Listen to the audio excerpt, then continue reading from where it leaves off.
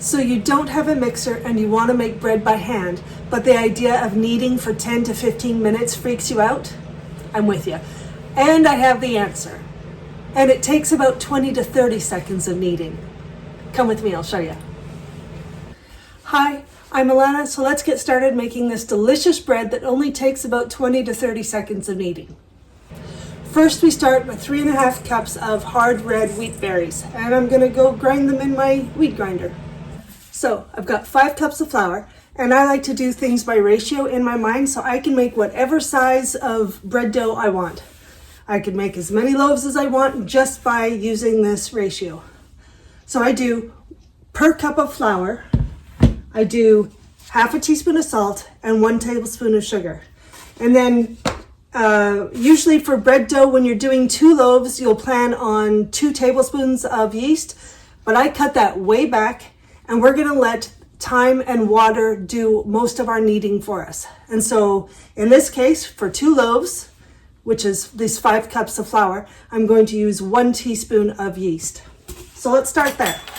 I'll put in 1 teaspoon of yeast, and then for 5 cups of flour, at half a teaspoon of salt each, that will make 2.5 teaspoons of salt. So there's our half teaspoon, and then we need 2 teaspoons of salt. And then for 5 cups of flour, like I said, I use a tablespoon of sugar per cup, so that makes 5 tablespoons. So that's 5. And then, just because I have it and I like it, I'm gonna add some sourdough starter. You don't have to do this. It's not gonna make that big of a difference.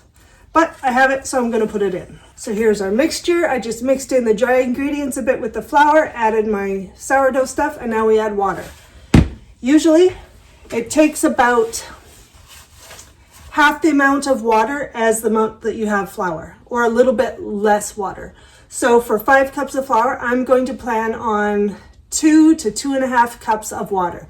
And it really depends on how humid your context is. So for us, we're pretty dry in Alberta, and so my flour is pretty dry, so it's not going to take as much water. If you live somewhere really humid and your flour is humid, then you're going to require less water. Okay, so I'm going to start with 2 cups and then work our way up and see how we go. And it's going to be warm water. Okay, so I have 2 cups of water in now. I'm just going to mix it up and see how much more I need, if I need any more. That's what it's looking like so far. So yes, I am going to need more water. There it is all mixed up with 2.25 cups of water, and I just mixed it with a spoon. So now I'm just going to put the lid on it and let it sit for an hour or 2. We'll see. Until it looks like it's done a little growing and done some work for me.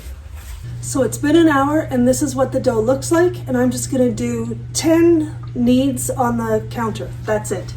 And I'm going to put water on the counter instead of oil, but you could use oil if you want. Okay, so I've got water on the counter and my dough on the counter, and I'm just gonna give it 10 quick turns. So 1, 2, 3, 4, 5, 6, 7, 8, 9, 10. And that's it. Goes back in the bowl. Put the lid on and we'll wait probably another hour. Hi, could you take a second and subscribe to the channel? It would really help me out. Thanks so much. Now back to the video. So it's been an hour, and this is what the dough looks like now. And I've already got water on my counter, so I'm just gonna knead it 10 more turns.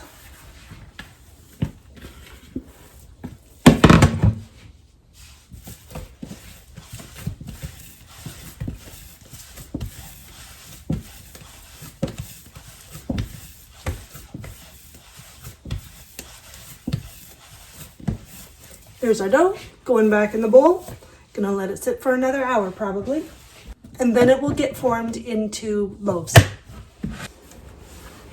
So it's been an hour, and this is what the dough looks like now. So I'm going to put it on the counter. I already have water on the counter again to keep it from sticking, and I'm gonna form it into loaves now.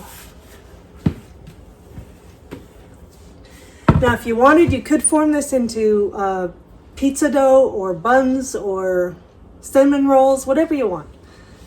Very versatile.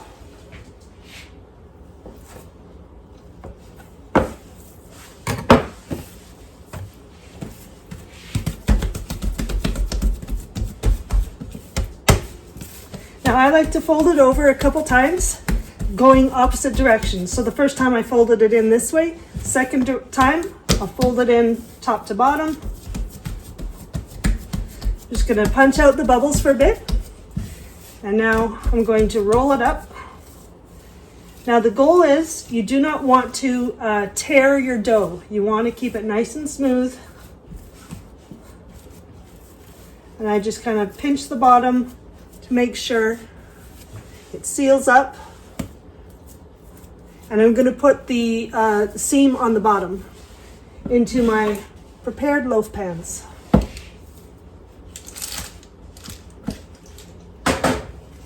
So I'm going to do it the other one. I guess I can show you that again in case you missed it the first time, or you want to see it how it goes again. I'm just going to put more water on my countertop.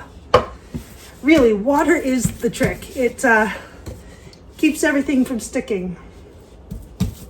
So I'm going to flatten it out, fold it over on one side, fold it over on that side, punch it out again, try and get the air bubbles out, fold it down, fold it up from the bottom, and we're going to punch it out again. Just kind of make it even. Turn it over, well, just rotate it a bit so I can roll it up easily. We want to try and keep any air bubbles out. And I'm just going to pinch the bottom, try and seal that seam and the sides, but whatever. There it is on the bottom, there's the top.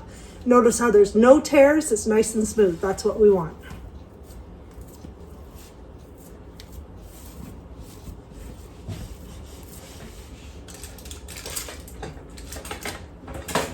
So here's our 2 loaves. Now that doesn't mean necessarily that we're going to get away without any tears on the side or something as it bakes, but this is a good start. If you're really worried about tears, you could always put a little divot in the top with a knife, and that will help it so it doesn't tear so much as it cooks. Sometimes my loaves do, sometimes they don't. You just never can tell sometimes. Either way, it'll be delicious. So I'm going to cover these and let them sit for about an hour, and then we'll pop them in the oven. Or let them sit until they're about doubled in size. So it's been about an hour and 45 minutes, and they've definitely risen to double their size. Now you remember, well, I remember from my home economics class in high school, which was about 35 years ago, that if you press in, make a little indentation, if it stays in and doesn't puff out at all, then it's risen too much, in which case you would want to punch it down and let it rise again. But if you touch it and it leaves a little bit of an indentation but slowly comes back out, then it's good. That is just about right. Leaves a little bit of an indentation but not a whole much. It did pop out again. So I already have my oven preheated to 350 degrees Fahrenheit, whatever that is in Celsius. I know I'm in Canada, but I use Fahrenheit for my oven and for my room temperature and outside temperature, but metric and Celsius for everything else.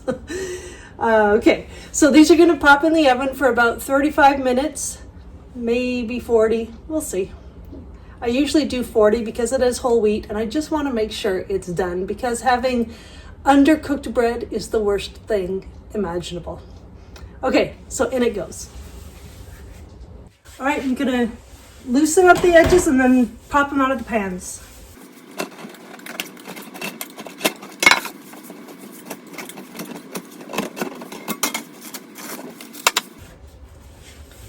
Look at that beautiful bread. Now we're gonna have to wait a little while oh no. We're gonna have to wait a little while to cut it open, because if you cut it too quickly, it will be gummy inside. So one thing you could do while it's still warm is you could put some oil on top or melt some butter on, if that's your thing. I'm not going to. I've made the whole thing without oil so far. I'm fine. So let's cut into it. And that's what it looks like. Everybody seems to like to do a little squish test. I don't know why, but it is delectable. I did forget to put in a tablespoon or two of honey this time, but I'm sure it's fine. There's my slice. And again, I'm going to eat it plain. You, of course, eat it with whatever you like.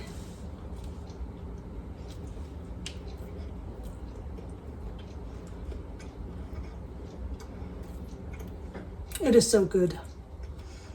And it's so amazing because it's 100% whole wheat.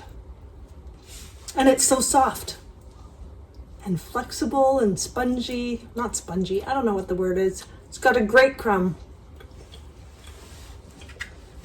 And it was made without any kind of mixer, just your two hands. Jazz hands. How easy was that? You could do it. Anyone can do this. It is that easy. So please subscribe.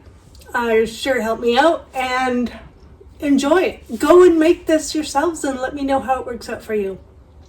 But it's so simple. Anyone can do it. Thank you so much. We'll see you another time.